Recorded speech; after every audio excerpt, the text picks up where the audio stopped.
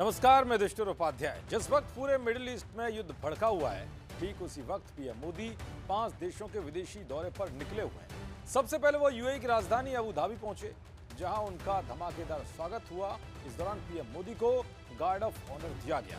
आपको बताऊंगा कि भारत में पेट्रोल डीजल की कीमतें बढ़ने के बीच जैसे ही पीएम मोदी ने यूएई की धरती पर कदम रखा, तो भारत के लिए क्या बड़ी खुशखबरी मिली कि अमेरिका, चीन भी सन्न रह गए। साथ ही बताऊंगा कि मुस्लिम देशों के बीच पहुंचकर हॉर्मुज को लेकर पीएम मोदी ने क्या बड़ा ऐलान कर दिया है कि ईरान भी चौंक गया। दरअसल पीएम मोदी का विमान जैसे ही अबू धाबी की धरती पर उतरा, तो वहां उनका जो बड़े अधिकारियों ने गर्मजोशी के साथ स्वागत किया, उसकी तस्वीरें जरूर पाकिस्तान जैसे दुश्मनों के पेट में दर्द कर दी।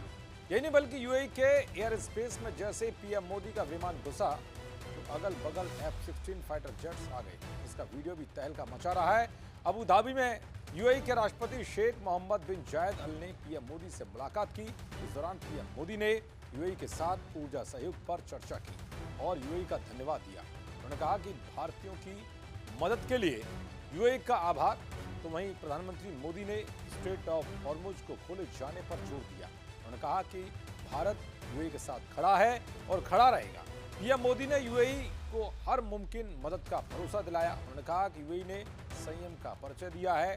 पीएम मोदी ने आगे कहा कि हम यूएई पर हुए हमलों की कड़ी निंदा करते हैं। दरअसल यूएई ईरान जंग में सबसे ज्यादा परेशान है, क्योंकि जंग के दौरान ईरान ने सबसे ज्यादा यूएई पर ही हमला किया है। इतना ही नहीं, यूएई के पास अभी ऐसा कोई रास्ता नहीं है जिसके जरिए वो दुनिया को तेज सप्लाई कर सके। यूएई और भारत के अच्छे संबंध हैं, इसलिए पीएम मोदी ने यूएई के साथ खड़े रहने का ऐलान किया है। तो वहीं भारत और यूएई के बीच सामरिक रक्षा साझेदारी समझौता हुआ है, जिससे दोनों देशों के सैन्य संबंध और मजबूत होंगे। रणनीतिक पेट्रोलियम रिजर्व और एलपीजी की सप्लाई को लेकर भी अहम सहमति बनी है। इसी बीच संयुक्त अरब अमीरात यानी यूएई ने भारत के लिए एक बड़ी घोषणा कर डाली, जो तेज संकट के बीच भारत की बड़ी मदद करने वाला साबित होगा।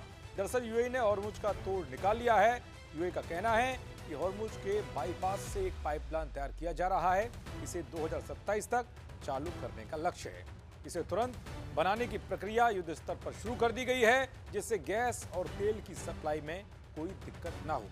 यानी कि जहां पीएम मोदी के दौरे को लेकर देश भर में तरह तरह की चर्चाएं हो रही हैं, तो इसी बीच यूएई से भारतवासियों के लिए बड़ी खुशखबरी सामने आई है। पेट्रोल और एलपीजी को लेकर जो समझौता हुआ है, उससे कहीं ना कहीं आने वाले दिनों में भारत को बड़ा फायदा मिलने वाला